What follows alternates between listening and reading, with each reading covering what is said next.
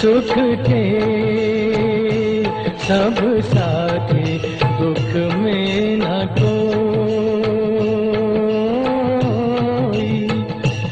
मेरे राम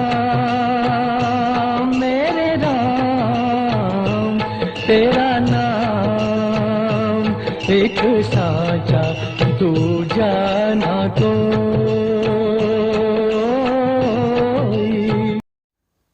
राम नाम की सार्थकता को सिद्ध करती गीत की ये लाइनें कल भी शाश्वत थी, आज भी हैं और हमेशा रहेंगी। राम राम के अभिवादन के साथ शुरू होने वाली सभी की दिनचर्या अपने जीवन की अंतिम यात्रा राम नाम सत्य है के उद्घोष के साथ पूरी होती है। कबीर जैसे निर्गुणवादी ज्ञानी ने भी अपनी बात लोगों को समझाने के लिए राम नाम का सहारा लेते हुए कहा था, राम मेरे पियू मैं राम की बहुरिया, राम बड़े मैं छुटुक लंगुरिया।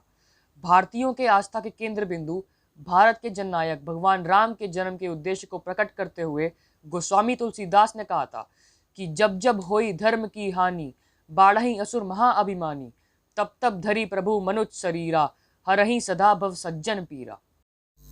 वाल्मीकि रामायण के अनुसार चैत्र मास के शुक्ल पक्ष की नवमी तिथि को पुनर्वसु नक्षत्र और कर्क लग्न में कौशल्य देवी ने श्री राम को जन्म दिया।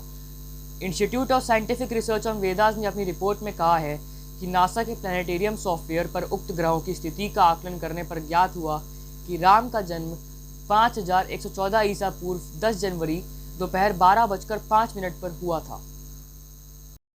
तुलसीदास जी ने राम जन्म का सुखद वर्णन करते हुए कहा है, प्रगट कृपाला दीन दयाला कौसल्या हितकारी, हर्षित महतारी मुनि मनहारी, अद्भुत रूप विचारी, लोचन अभिराम तनु घन श्यामा, निज आयुध भुज जारी, भूषण वनमाला नयन विशाला, शोभा सिंधु करारी।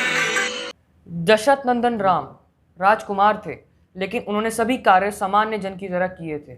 विद्या अध्ययन के लिए गुरु आश्रम में जाकर उन्होंने शिक्षा प्राप्त की। गुरु गृह पढ़न गए रघुराई, अल्पकाल शिक्षा सब पाए। बड़े होने के साथ ही राम में अनुशासन, धैर्य और गंभीरता बढ़ती गई। राम भारतीय धर्म और संस्कृति के संवाहक थे। गुरु विश्वामित्र के साथ ताड़का जैसे राक्षसों का वध करने के लिए लक्ष्मण के साथ जाना। सीता स्वयंवर में गुरु विश्वामित्र का संकेत मिलने पर ही भगवान शिव के धनुष पिनाक की प्रत्यंचा चढ़ाना। शिव धनुष टूटने पर परशुराम जी के क्रोध का सहजता से सामना करना।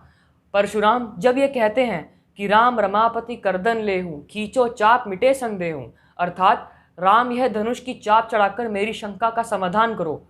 राम परशुराम के धनुष की चाप चढ़ाकर यह सिद्ध कर देते हैं कि वे राम ही हैं और राम नर नहीं वरन नर के रूप में नारायण हैं। राज तिलक के समय वनवास की आज्ञा का पालन करना, वन में सन्यासी के वेश में रहना, सीता हरण जैसी संघर्षपूर्ण स्थितियों का धीरता से सामना करते हुए सुग्रीव से मित्रता और लंका पर विजय प्राप्त करने के बाद विभीषण को लंका का राजा घोषित करना, ये सब ऐसी विषम परिस्थितियां थीं जो राम को मर्यादा पुरुषोत्तम श्री राम के रूप में प्रतिस्थापित करती हैं। हमारे शास्त्रों में कहा गया है कि राम का नाम विष्णु सहस्त्र नाम के बराबर है। राम हमारे संबल, उत्प्रेरक और प्रेरणा स्रोत हैं। हमें उनके जन्मोत्सव के अवसर पर अपने कर्तव्यों का पालन पूरी निष्ठा के साथ करने का प्रण लेना चाहिए, क्योंकि जीवन के संघर्ष में कर्म की प्रधानता ही हमें विजय दिला सकती है और यह संदेश हमें आत्मसात करना होगा। इसी के साथ आप सभी को राम के जन्मदिवस की हार्दिक शुभकामनाएं। आशा है आज की प्रस्तुत जानकारी से आप लाभान्वित हुए होंगे। कृपया हमारा चैनल लाइक और सब्सक्राइब करें। धन्यवाद।